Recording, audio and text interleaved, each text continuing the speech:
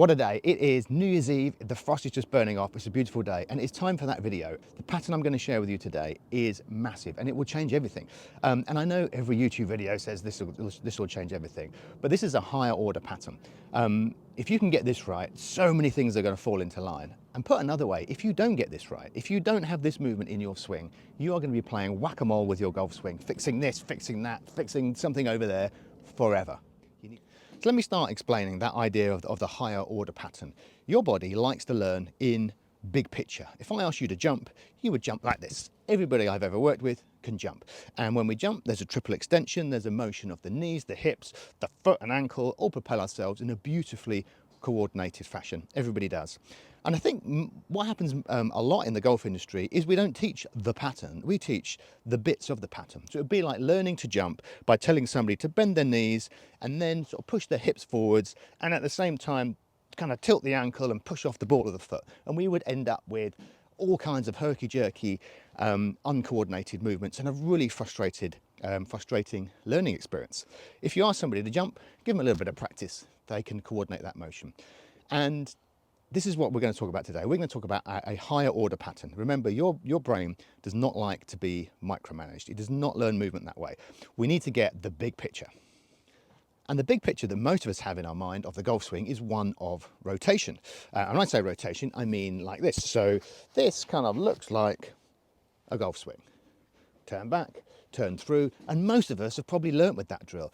And I can tell you now, that drill is just awful. That is not the golf swing in any way. That is transverse rotation. So we did a lot of videos on the channel earlier on in the year talking about the perils of rotating in that way. And we looked at Pete Cowan's spiral staircase. We looked at some amazing players that rotate their body in an entirely different plane. And then over the course of the year, we looked at a different way to view the golf swing. And then more recently, and related to this, I spent some time with Dr. Greg Rose of TPI. It was at a conference. It wasn't just me and him. But he said lots of cool stuff. But there's one thing that really stuck out to me. He was talking about how we put force through the floor and how we rotate. And he said the golf swing is a rocking motion that turns into a twist. So quick definition, he doesn't like these terms, but what we've talked about on the channel is transverse rotation. So transverse rotation is this, it's a discus thrower. That is what Greg Rose would call a twist. And a rocking motion is frontal plane rotation.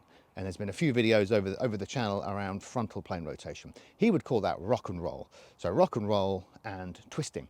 So back to his phrase, the golf swing is a rocking motion that turns into a twist. And as you'll see through this video, everything that looks like twisting in the golf swing, all that horizontal rotation, that is as a result of really good rocking.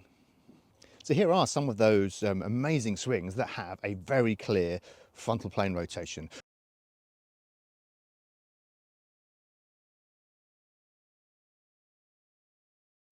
But then we looked at players like Kiara Noah, you'll see here. And then things to note are, as we move into backswing, if one were to twist, we get this motion. You can see my pelvis goes that way, my chest has a lot of flexion in it.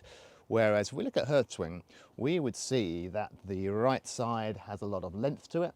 And then in the through swing, a similar motion where the left side has a lot of length to it. Very different to this kind of pattern. We looked at Scotty Scheffler. Absolutely, his whole swing is built around very heavy frontal plane rotation, which helps his club face stability, helps him create loads of lateral force as well. Now, if you imagine you are, this is a bit silly, but this is kind of my history. Imagine you are learning the swing around this idea of transverse rotation, of twist. You will end up with a pattern, as I say, that looks kind of like this, where the pelvis sticks out, the feet twist, there's spine flexion, and then in the downswing, you're going to get something opposite to that because you can't really generate lateral force once you've turned that way in the backswing.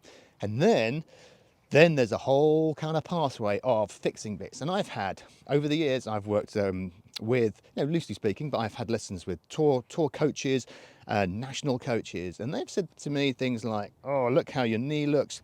We need to fix that foot, the foot spinning out, keep your foot on the floor, fix this, fix that. Oh my gosh. I mean, all of that all lines up when you understand the bigger picture. Fixing these other little bits is back to whack-a-mole. And by the way, this is massive for short game too. I mean, in fact, short game is all frontal plane rotation. You do not want to build your short game on a motion where the club works around you in this manner. Earlier on in the year, we looked at the Joe Mayo method, which was leaning left, ball back, and lots of heavy frontal plane rotation with the right hand staying on top of the club. And that is to keep the club out in front of you, never getting behind you this way.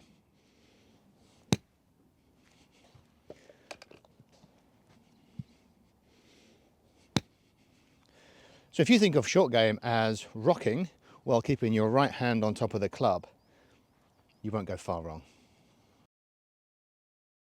Again, we don't need to be micromanaged. We need to learn the whole pattern. So this drill, pop that down. This drill is nothing new. People over the years have used buckets of water. They've used kettlebells. I'm going to use those Indian clubs in a second. But essentially, you're swinging a weight. So I'll start with this kettlebell. It's a bit heavy, really. So it's a swinging motion from side to side. That's too heavy. I'll use these.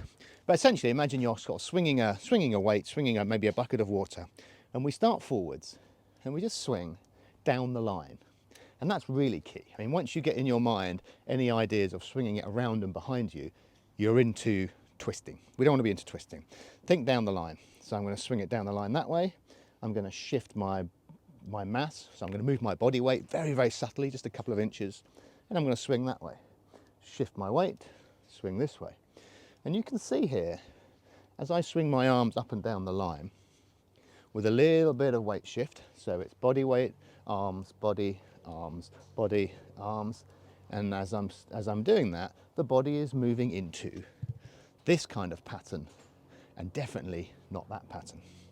Drill, just trying to swing the bottles, the Indian clubs here down the line. You'll see that there is a certain twist motion that is developing, but I'm just thinking about rocking. The path of the arms and the bottles is starting to look very much like a golf swing.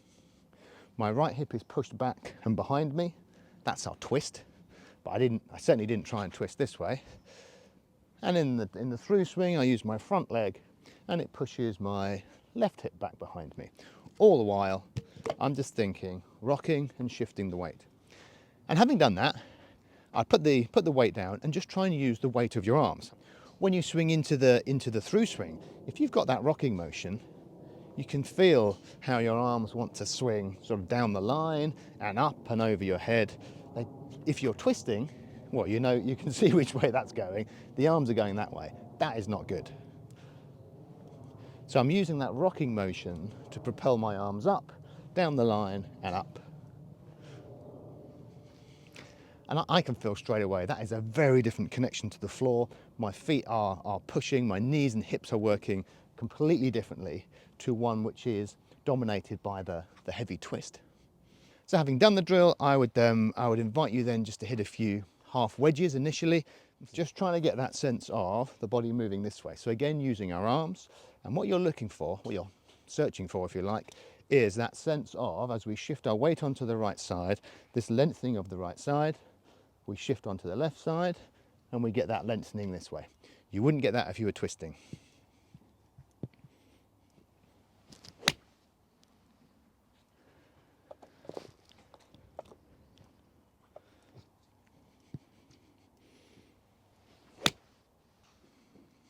And then there's an obvious progression into bigger swings. Can I keep that same rocking motion? This hip and knee are pushed back, allowing me to get that rock, and the same in the through swing.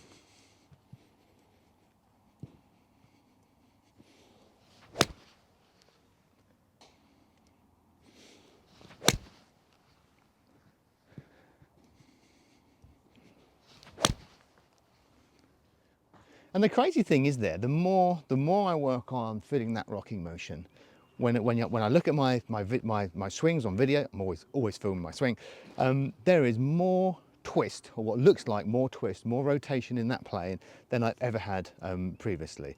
But absolutely incidentally or coincidentally, definitely not from trying to rotate the body this way. Hence Dr. Greg Rose's phrase, the golf swing is a rocking motion that turns into a twist.